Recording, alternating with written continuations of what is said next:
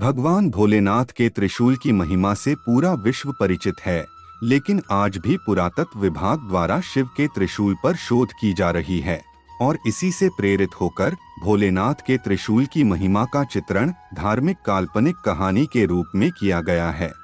मुझे पूरा विश्वास है कि यह कहानी आपको शिव के त्रिशूल की शक्तियों से अवगत कराएगी। एक बहुत ही पुराना गांव था जहां बहुत से प्राचीन खंडहर बने थे और इन खंडहरों में कई वर्षों से पुरातत्व वैज्ञानिक रिसर्च के लिए आया करते थे। वैज्ञानिकों को इस गांव से हिंदू संस्कृति से जुड़ी कई प्राचीन वस्तुएं प्राप्त हुई थी, इसीलिए यह गांव प्राचीन हिंदू सभ्यताओं की खोज के केंद्र के रूप में जाना जाता था।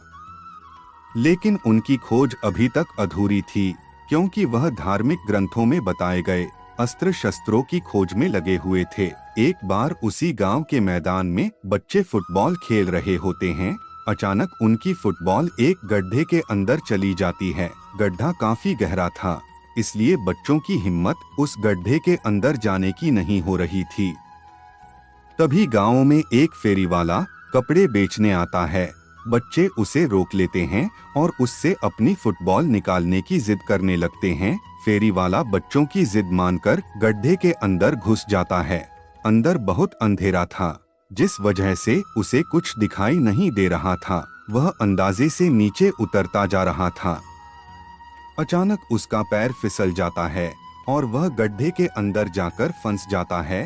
फेरी वाला दर्द से चीख उठता है और उसकी आवाज सुनकर आसपास के लोग गड्ढे के पास जमा हो जाते हैं और सभी उसे निकालने की कोशिश करने लगते हैं।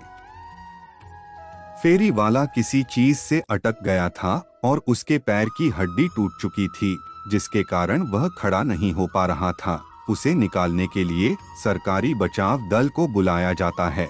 बचाव दल के अधिकारी इलेक्ट्रिक गैजेट्स के साथ गड्ढे अंदर प्रवेश करते हैं। उनके पास तेज रोशनी की टॉर्च होती है, जिससे वह गड्ढे के अंदर सभी चीजों को साफ साफ देख पा रहे थे। वह जितने नीचे उतरते जा रहे थे, उतना उन्हें सांस लेने में परेशानी हो रही थी। जैसे ही वह फेरी वाले के करीब पहुंचते हैं, फेरी वाला एक बहुत बड़े लोहे के स्तंभ में फंसा होता है।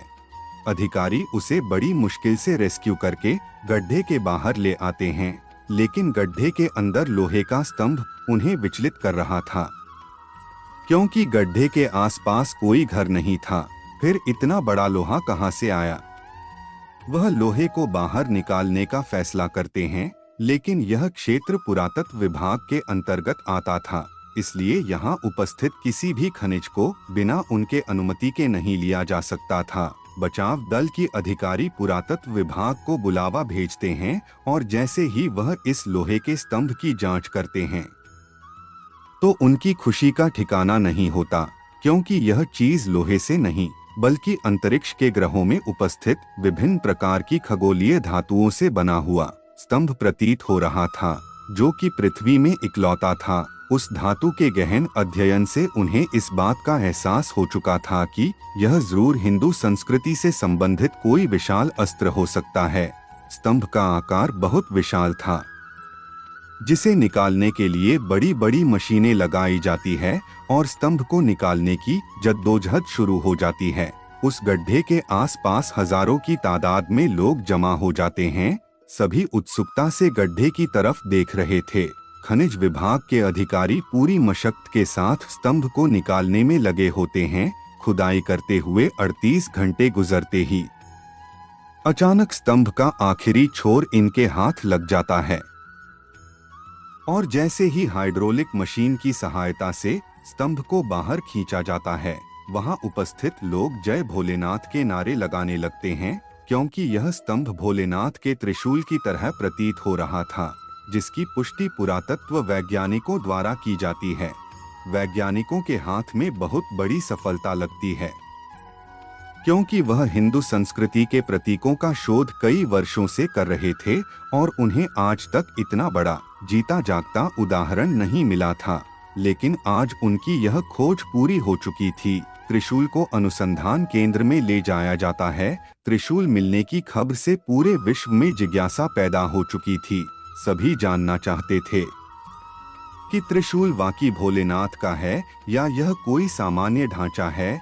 त्रिशूल की रिसर्च करने के लिए कई देशों से वैज्ञानिकों को आमंत्रित किया जाता है।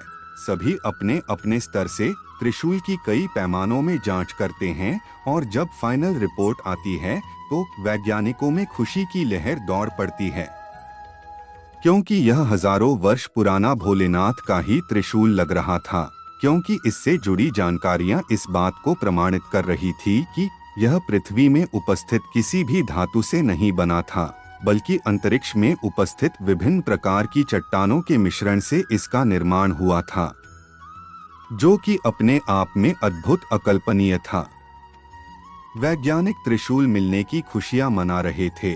अचानक प्राकृतिक वातावरण बदलने लगता है। गर्मी के मौसम में चारों तरफ जोरदार बारिश प्रारंभ हो जाती है। मौसम विभाग की जानकारी के अनुसार वर्षा अनिश्चित कारणों की वजह से प्रारंभ हुई थी, जिसके बारे में मौसम विभाग को कोई जानकारी नहीं लग रही थी और सैटेलाइट से भी बारिश से संबंधित कोई संकेत प्राप्त नहीं हो पा रही थे। वैज्ञानिकों में उथल-पुथल मच चुकी थी, क्योंकि ऐसा पहली बार हुआ था कि प्राकृतिक घटनाओं का अवलोकन करने में उन्हें परेशानी हो रही थी। उन्हीं वैज्ञानिकों में एक ऐसे भारतीय वैज्ञानिक भी थे जो धार्मिक ग्रंथों की जानकारी रखते थे। तभी उन्हें अंदेशा होता है कि शायद इस त्रिशूल की वजह से मौसम का परिवर्तन हुआ है।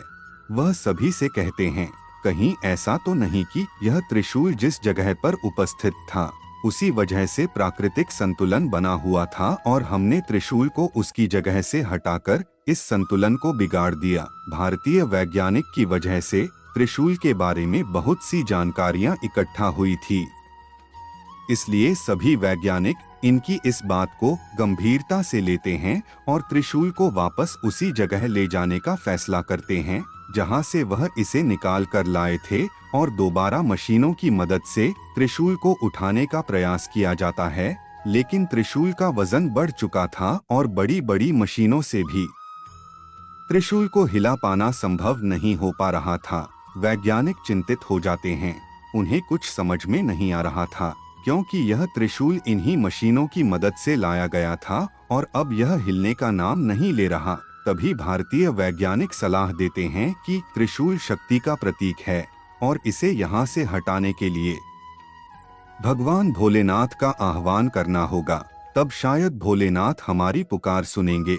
शिव पूजा को संपन्न करने के लिए एक पुरोहित बुलाए जाते हैं जो भोलेनाथ की संपूर्ण पूजा विधि का आयोजन करते हैं और इसी दौरान त्रिशूल अपने आप हिलने लगता है।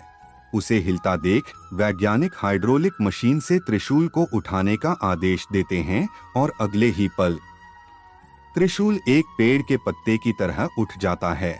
शिव की महिमा देखकर सभी वैज्ञानिक दंग रह जाते हैं। सभी हाथ जोड़ते हुए भोलेनाथ को प्रणाम करते हैं और जैसे ही त्रिशूल को गड्ढे में वापस प्रवेश करवाया जाता है, अचानक बारिश रुक जाती है। वैज्ञानिक अब समझ चुके थे कि हमें भी प्राकृतिक चीजों को बिना उनका स्थान परिवर्तन किए ही शोध करना होगा, अन्यथा इस पृथ्वी का अस्तित्व ही नहीं रहेगा। और इसी के साथ शिव के रहस्यमय त्रिशूल का किस्सा खत्म हो जाता है।